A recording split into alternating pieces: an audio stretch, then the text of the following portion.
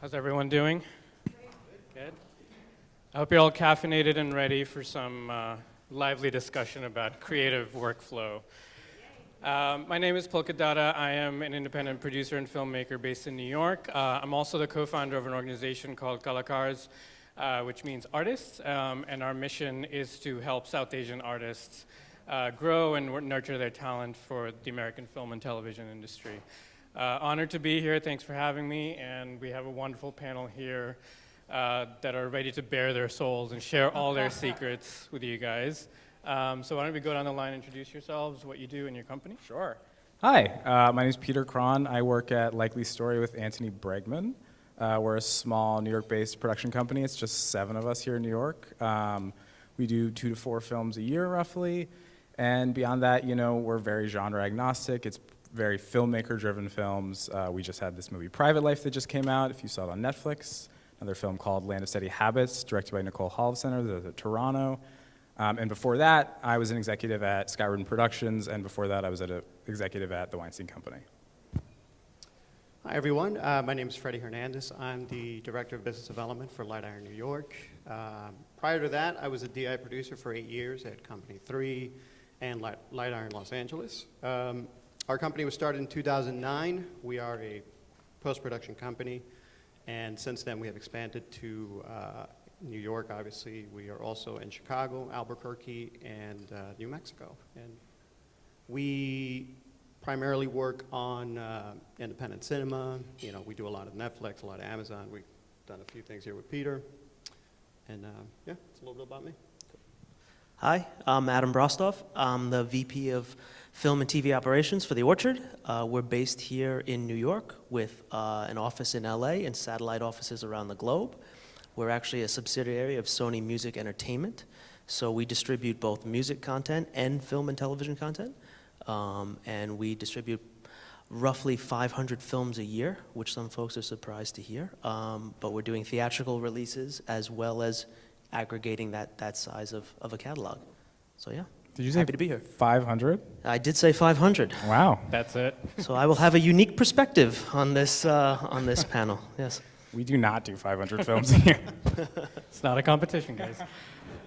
And just to mix things up, we'll incorporate audience questions throughout the panel. So if you have a question about something they're speaking about specifically, just put your hand up and we'll come to you. All right, so we're going to start with production. So, Peter. Yes. Since we're talking about establishing a creative, an efficient sort of creative workflow, it obviously has to start from the production phase. When you're starting with a project, what do you take into account in terms of planning for the entire lifespan of the project? So, you know, it's funny when you think about this, it's like, as producers, you know, we try to work from like the guiding ethos of we can do anything, we just can't do everything. So, you know, a lot of it comes into play for us, like what is the thing that we need to protect in the film? So, for instance, we're finishing this film called Someone Great right now. That's a Netflix film, and it's like incredibly music heavy. It has like 35 syncs in 90 minutes. And, you know, a big part of us in pre-production was, you know, how are we going to afford this? How are we going to plan for this? How are we going to make sure that we have a team in place that's, you know, best suited for this?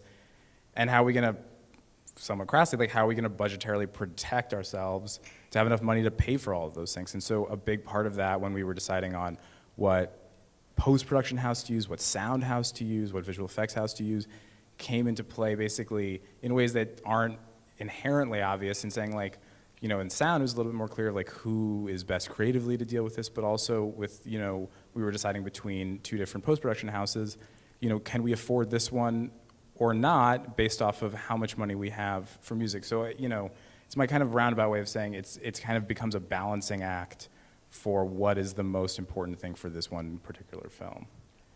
And how much do those decisions affect the actual, the art? Like the story that you're telling, the film that you're making, how does that affect it? Yeah, I mean, I would say that it always comes back down to that. And it's, you know, it's always a conversation with the filmmaker and, you know, us as producers particularly, like, you know, our main reason for getting involved in a film is usually, we work with mostly writer-directors, is, you know, getting involved with a film where we feel like we want to protect that creative vision. So it almost always comes back down to that of like, what do they need, what do they feel like is the most essential thing, because, you know, as I said before, it's like we can really do anything, but we can't do everything that we want to do, and usually there is some sacrifices that have to be made, and the earlier that we can figure out what those sacrifices are and what the things that we're trying to protect are, the better the film usually ends up being. And then moving on to the post-production process, Freddie. So you're with Light Iron, and what, in your experience, what is the best time for a production to engage with you? Well, we like to say the sooner the better, but definitely a good time is probably when you have your cinematographer on board. That's when a lot of the key decisions will be made that will drive your costs as far as post-production is concerned. The camera, the codec, your deliverables, all those items start to materialize, and that's an important time right there. And how does that change if, say, someone comes to you later down the line? I mean, in different scenarios, like they've already shot it, or maybe they're about to shoot it, like how does that affect how you get involved? Well, if you've already shot the film and you're looking for a post house at that point, you've made a lot of decisions that you're married to. So, you know, at that point, your options are minimized.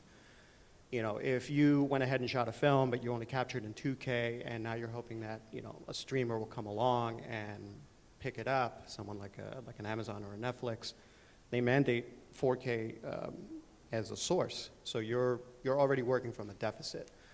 So your options become limited at that point.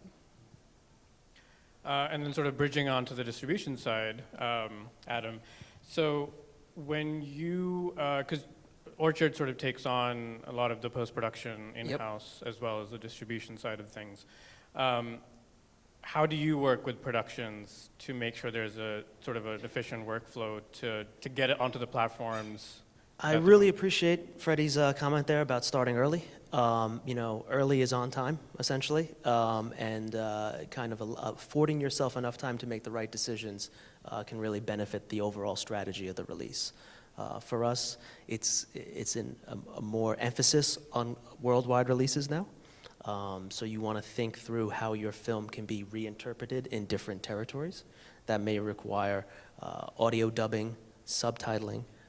So you want to make sure that your assets are in a place where they can be reinterpreted. So delivering them without burned-in text, having a clean version as well as textless assets. These are things you want to try to avoid going back to the drawing board, incurring additional cost, things to think through and bake in from inception, so that you're afforded more time to think strategically about, let's say, the German territory, and try to do some marketing there. So yeah, long story short, thinking about things early, delivering early, affords you the ability to move into more sales and marketing discussions faster. I think that's where most people want to get. They want to get to the place of how are we going to maximize this release, and you really afford yourself more time in that space if you can come to the table with a suite of assets that are ready to go. So maybe something else to think about is split audio. You know, being able to reinterpret the audio, music and effects, so that audio dubbing can happen. 4K, now it's becoming HDR.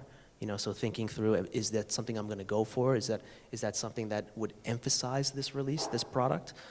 If so, kind of doing that work up front could really give you a leg up if you're knocking on the doors of the digital folks with HDR content. That is definitely something they are focused on these days.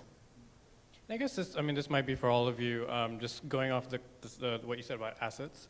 I know from a filmmaking point of view and other filmmakers that I know, it's often overwhelming to think about, like in the digital age, all the things you have to keep in mind even before you start shooting, right? There's a big list, yeah. There's a big list, and even just one digital distributor, you need like a whole list of things to deliver to them. And they're all different. And they're all different, exactly. And I know like Amazon, Netflix, they all have their own requirements of how everything should look like, even print marketing materials. So from a producing point of view and then going down the line, how do you ensure that the filmmakers are best equipped for what's coming, basically? Yeah, I mean, I find that it rarely impacts us with the filmmakers. I mean, I think it often impacts us budgetarily. You know, it depends on what you're doing. You know, like if you're making a movie for Netflix, of which we just did one, you know, we have that delivery schedule from jump. So we, you know, in pre-production, we're budgeting accordingly for that.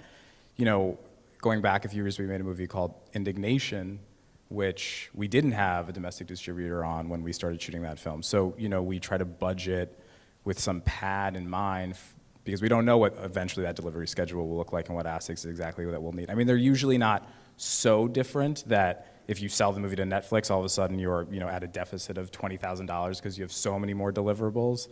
But it is important, you know, if you're flying blind and you don't know who you're going to sell to or who you're going to deliver to, that you try to seek out one of those delivery schedules and make sure that whatever bids you're getting from your post house, your production house, you know.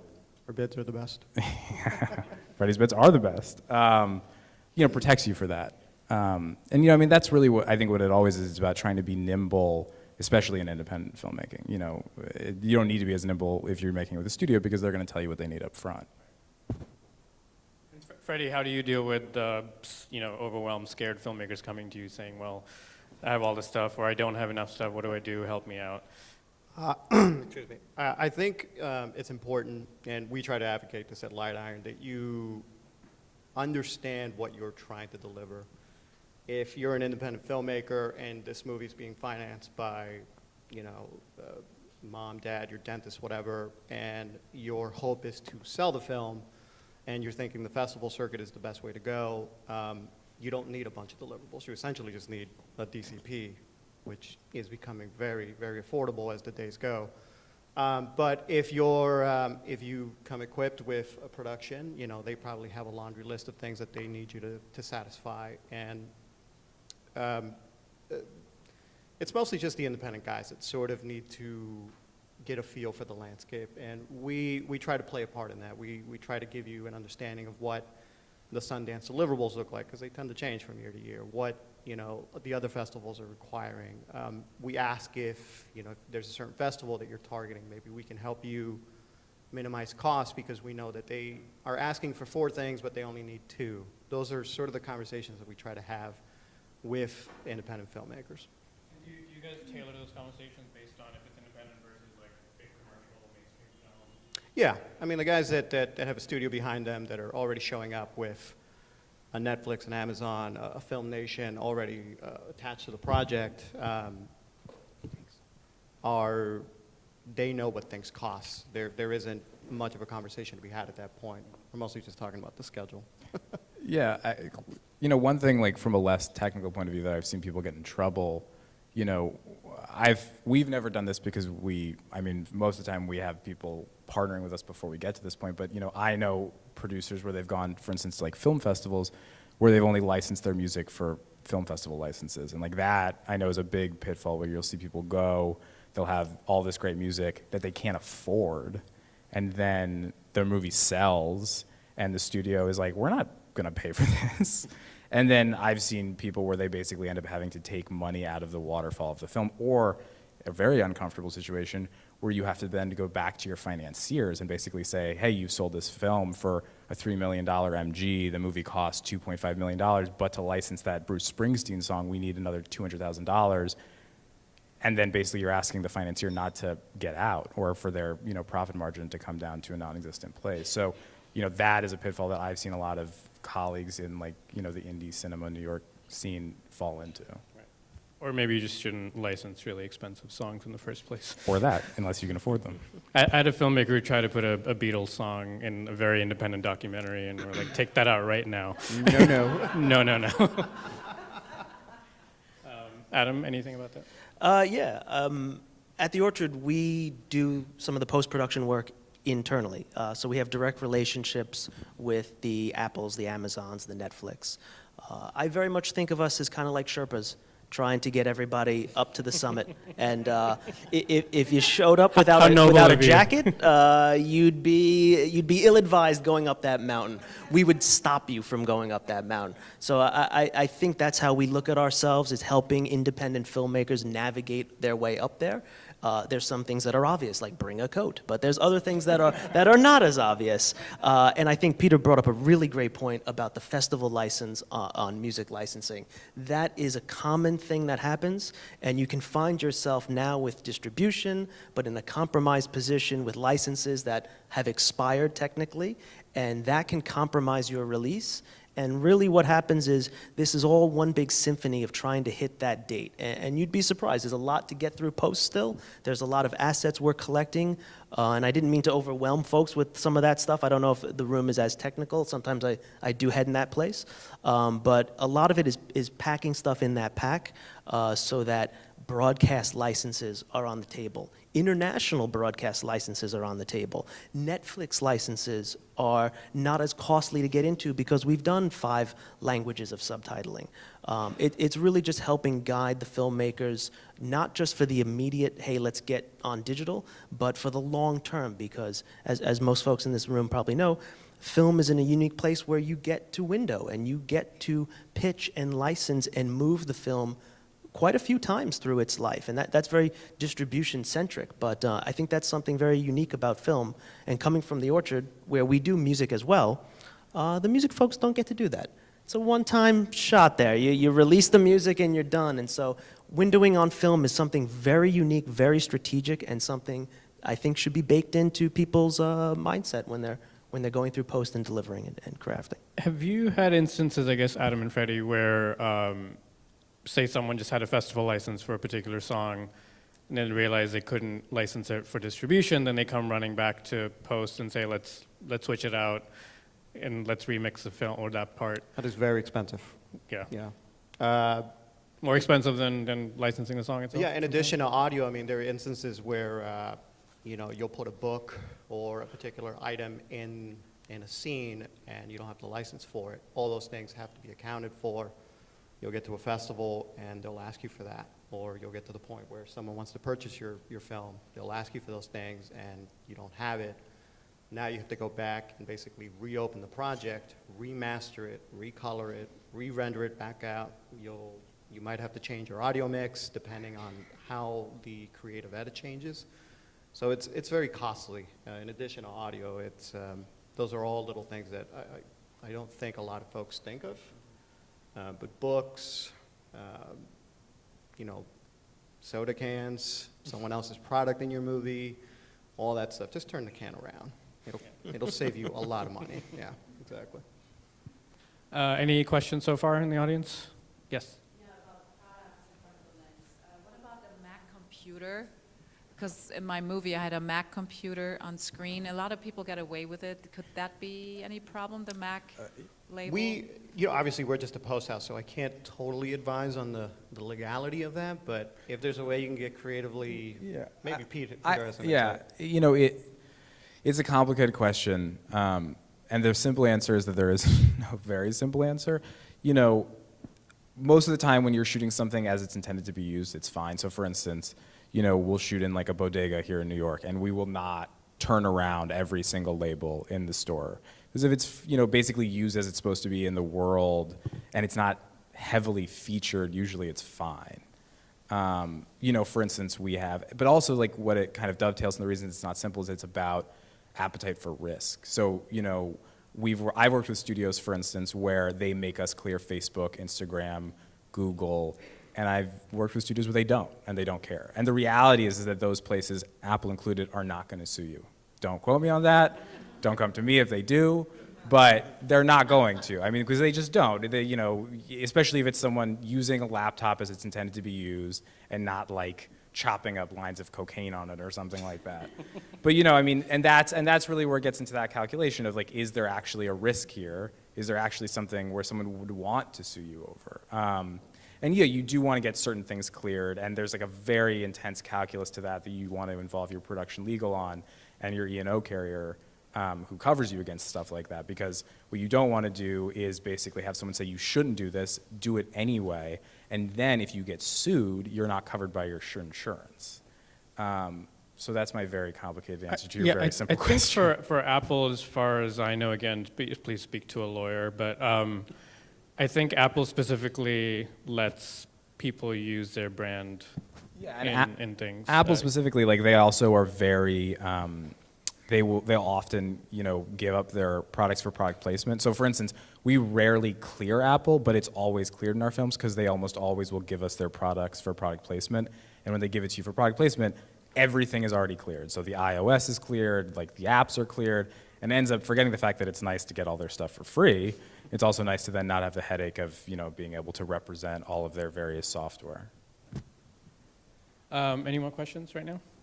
No? All right. Moving on to collaborations between different teams that sort of work on or finishing a film. What level of communication or collaboration do you think it's necessary, or when do you think people need to hold back, say, from production to post or post to distribution?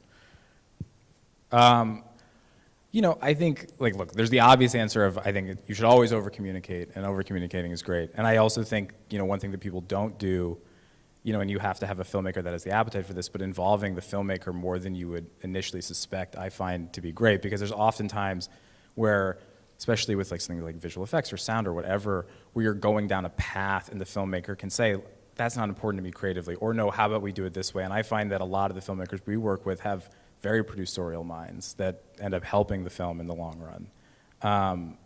But I think the other thing that I would say that's kind of like a jumping off of the question, which is I also find that working with the same people again and again and again is hugely beneficial as a production company here in New York. And we work with, I was going back in preparation for this, I was like, who have we worked with a lot in the last, 4 or 5 years? And of the last 8 movies that we've made in the US, we've worked with the same production legal 6 out of 8 times. We've worked with the same post supervisor 6 out of 8 times. We've worked with the same sound house 4 out of 8 times. We worked with the same editor 3 out of 8 times. So it's, working with people that then get a feel for each other, I also find just cuts down the margin for error. Following up on that, from a post-production side, we have the similar approach. We love to be involved from the get-go. I mean, the moment the movie's got the green light that it's happening, give us a call, involve us in camera decisions, lenses, any tests, hair and makeup. All those things are crucial to building that relationship, that cadence that you want, because essentially we're teammates in that effort. And it's not in our best interest for you to fail, so we want to be there for you, and we want to walk side by side with you as you sort of go through this process. And there's a lot of things, like I said earlier, that are decided very early on. Sometimes not the best decisions, and if someone would just, would be there to sort of provide some insight and some context into some of the larger technical decisions, I think you would find yourself in a better place from a filmmaking standpoint. Have you had situations where filmmakers call you from set to be like, well, we're trying to figure this out, how would this matter in post? That never happens.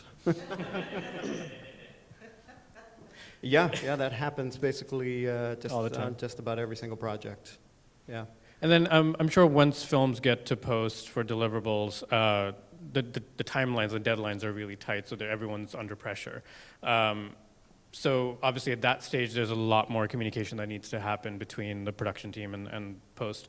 But leading up to it, do you usually prefer a regular sort of check-in, or is there any sort of system for that, or is it just sort of case by case? Once we're at the stage where color is done and your mix is with us, you've wrapped your mix, it's pretty much just kind of burning through all your deliverables. And at that point, there's not a lot of creative happening. It's mostly us and your post-soup just hitting all the marks. Who needs what file, who needs what tape, how quickly can we get your pan scan done, who's coming in to review it. It's probably the last creative thing that'll happen, but most filmmakers don't really enjoy that process. But I mean, even earlier on, even before post starts, do you prefer the filmmakers to check in with you at a certain frequency, or Yeah, or do you get worried if they go quiet for a while? No. I mean, you're going to go quiet because you got to go shoot your film. You got to go do the thing. So initially, yeah, you're going to be making a lot of big decisions that we would love to be a part of. All those things will be decided, and then you'll vanish for a month or 2, however long your shoot is, and then you'll vanish again for another 14 weeks to edit. And then you'll pop back up and say, hey, I've got a movie, let's do this. And that's kind of when things kick back into motion for us. So.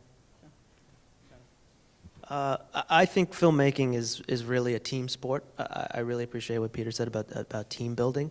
I know just internally at the Orchard, the amount of departments we have to move this product through in order to facilitate distribution to all the different outlets, it's a lot. And I think over-communication is a good policy. You can never really go wrong with that. And I love frequency. I think setting up a schedule of communication is if you haven't built that team and these aren't people you've worked with before, I think setting up a frequency for communication is really valuable. We do that internally if need be, because it just gets everybody on the same page. And one thing rubs me the wrong way sometimes. I think it really is team building. I'm not a big fan of team bullying. I think sometimes people demand things or expect certain things, and I think that's a short-term view. I think a long-term view would be to say, you know what, I plan on working with these folks again on the next go-around, and these are folks I want to build a long-term rapport with. And I think if you take that approach, the team building comes naturally, and this sort of frequency of communication becomes organic, and I think there's real success there, because like I said at the top, very team sport. A lot of folks and a lot of ins and outs, a lot of assets, a lot of paperwork. The more folks can work together, the more likely there is for success. For any of you, are there any stories you'd like to share, and you can not name names if you don't want to, where sort of the communication breakdown affected the project significantly, or something sort of went wrong that you learned from? Yeah, I mean, I can say like as far as communication goes, I think it's incredibly important. It's also important on relying on your team that you've built. Freddie and I did a movie called The Circle together. I'll use names. A couple of years ago now, and there was no fault of anyone, but basically we had hiatus for a full 9 months to prepare for these reshoots. We came back, and we had 8 weeks to finish this film with 650 visual effects shots in it.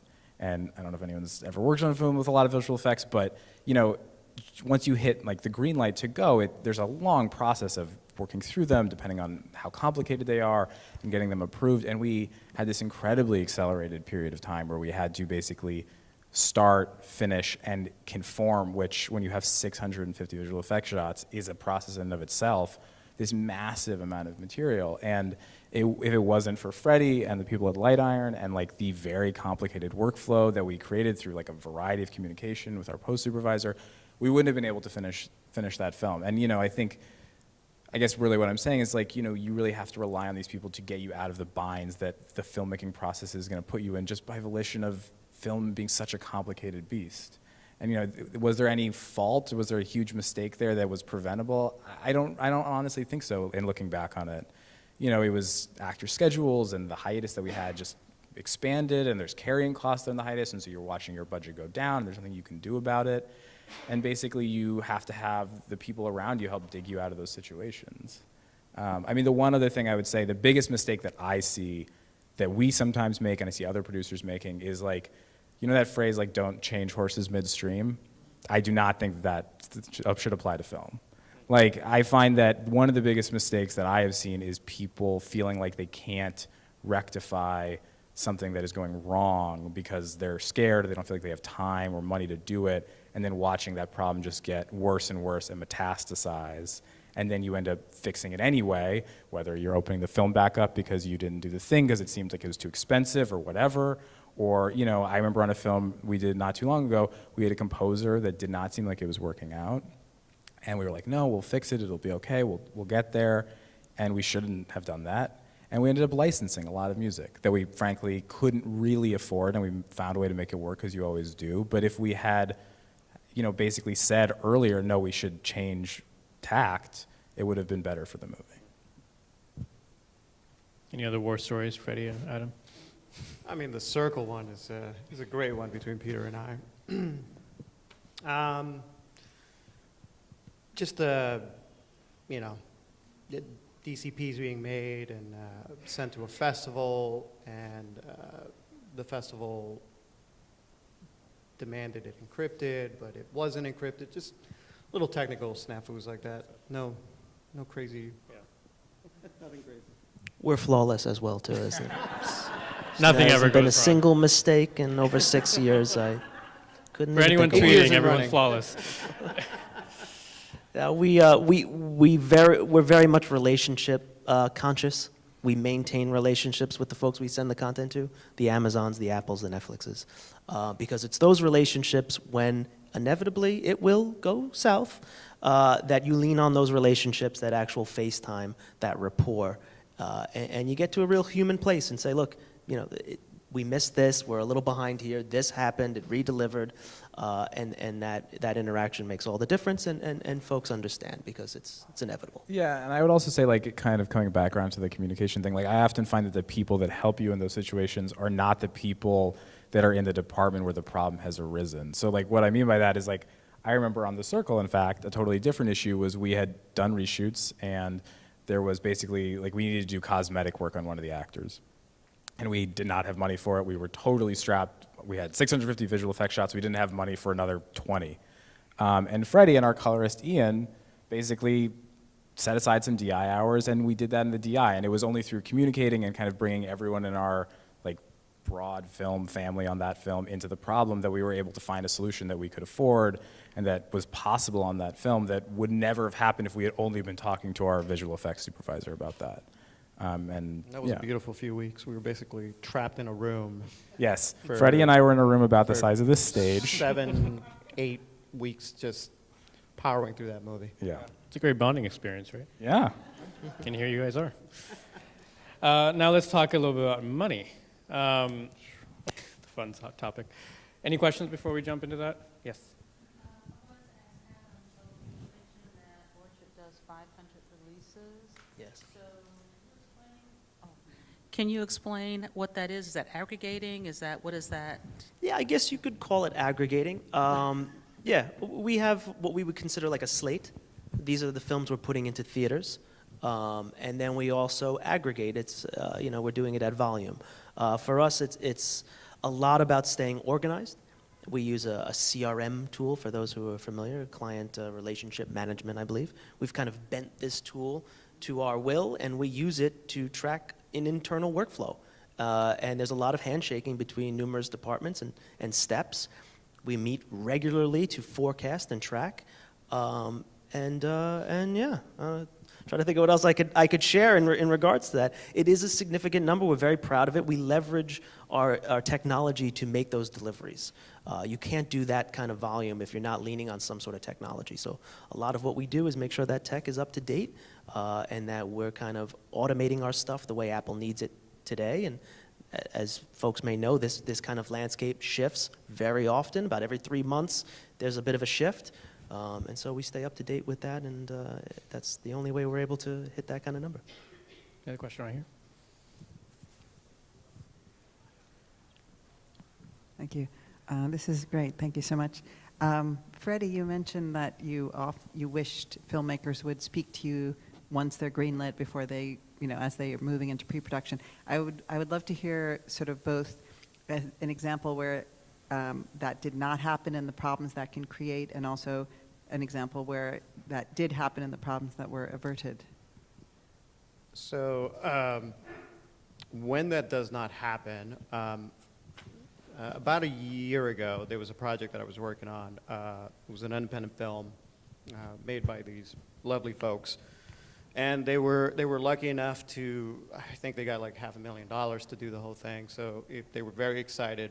But they were so excited, and they went out and they shot it, that they never really stopped to sort of ask about the decisions they were making. They ended up framing the film for 178, which is fantastic if your movie is only ever going to be seen at home. The film was great. It ended up getting purchased at some festival, and so they had to turn around and basically deliver for theatrical. If you know anything about theatrical, you know that you basically have 2 aspect ratios to choose from once it's going to become a DCP. It's 240 and 185. Their 178 movie had to be cropped for 185. And I remember when we were in the theater trying to explain this to them, it sort of broke their hearts because they were losing a little bit. It wasn't a lot, but you were losing some of your image, and they felt that it hurt the quality of the story. So that's one bad one. And it wasn't something they could get around. They had been purchased, they had a distributor, and the distributor had a list of things that now needed to be satisfied. They did actually go back to the distributor and try to sort of work around it, but they didn't have any luck. A good example of that is one recent show that we completed called Maniac, which is currently on Netflix. We did that with Cary Fukunaga, and we were lucky enough to be involved. We literally got told about the project probably about a week after he got the green light to go forward. So we were in the trenches with him through all the tests. Before Emma and Jonah were part of the project, we were there. He went through the gamut of cameras. I mean, he had carte blanche to basically figure out what he wanted to do. And if you've seen the series on Netflix, you'll notice that it has a very specific look. That look took a lot of time to establish and approve. Cary wanted very much a filmic look, even though he was going to be shooting digitally. So the project has somewhat of a soft layer to it, and that took a long time to figure out, and there was a lot of testing. He didn't really know initially what that was. He just kind of kept using some trigger words, and after a while, we kind of landed on it. But that's a great recent example of what that collaboration could look like if we're involved from the get-go, if you are a teammate, if you involve everyone that's included from the top down. I mean, he had Netflix executives in. Everybody was on the same page about what that show was going to look like. And as it slowly began to take shape, it was a very proud moment for us because we saw it from the get-go, and now to actually see it go from beginning to end was a very proud moment because it solidified everything we suspected. Peter, coming back to money. Yes. You ready for this? How does an effective workflow from the producing point of view, how does that sort of keep budgets in control, or how do you plan? Like, how would a very efficient workflow planned right from the beginning impact the budget or the costs that are involved down the line? Yeah, I mean, it's funny. It's like, I think the plan, like if any movie we ever did went exactly as planned, we would be perfectly on budget, especially when it comes to post. But I mean, I find that usually that's where we start going off the rails and we start going over budget or start going beyond what we originally had budgeted. But I think, the most important thing is being able to be nimble when you do find yourselves in those situations. So, like for instance, on the film that we're doing right now, we had to expand as often happens, we had to expand our editorial schedule by several weeks because we weren't ready to lock picture when we were. And it's about being in constant contact with the people at the various places that you're working with and letting them know those things. But also, it's building in enough flexibility budgetarily that you can allow for that. So there were certain things that we wanted to do that we originally had planned for that we then had to kind of bring back down in order to pay for the extra weeks. And it's building in, I think, enough pad both in your schedule and your budget to allow for those things to happen. I think we're supposed to wrap up soon, but I'll, before we finish, I'd love to sort of hear what success looks like for each of you in what you do specifically. You can give examples or just in general, what is a success story for you when you get involved with a project? I mean, I think for us, I think it's two things. It's one, it's, actualizing a filmmaker's vision and coming in on budget, and making sure that we feel like we provided the support that they needed to make the film that they wanted to make. And then I think the most tangible thing for us is finding that filmmaker wants to work with us again. And I would say most of the filmmakers we work with, we try to work with repeatedly. And, for us as a company that is not a financing company, we don't have a piece of talent attached, we are just a production company, that is the only thing that we have going for us. So yeah. Freddie? I think for us, it's always nice when you have a client who just calls you out of the blue and they're on a different show. It's not one that we're particularly servicing, but they're in a bind and they're looking for help. They're looking for someone to figure something out for them, and they turn to us. That's always a great compliment. It doesn't mean that we're obviously going to turn around and jump onto the show, but it's always nice that they know when they're in a pinch, who they can turn to, who they rely on. And, similar to what Peter said, repeat customers, clients who, call you the moment they've got the green light and they don't want to talk to anyone else. They know that they want to go to Light Iron. They want to work with Sean or Steve or whoever. And those are just, those are great moments because it solidifies everything that we have been working for over the years as members of the New York filmmaking community. Adam? It's an interesting question. I think operationally for distribution, it might be not realizing we're there. Operationally, if you realize we're there, maybe that's because something's going a little sideways or we need to check in about something. I think if success operationally is not even realizing how much we did to get it to all these places, it feeling almost effortless. But then again, happy filmmakers, repeat customers, if you will, that's always great. And look, if it does well out there in the world and it's well received, of course, that's good too. But it's not all about that. It's about folks kind of realizing what we had set out to do and feeling like it was accomplished and that it was done collectively. Awesome. I think that's all the time we have. Thank you so much. Thank you.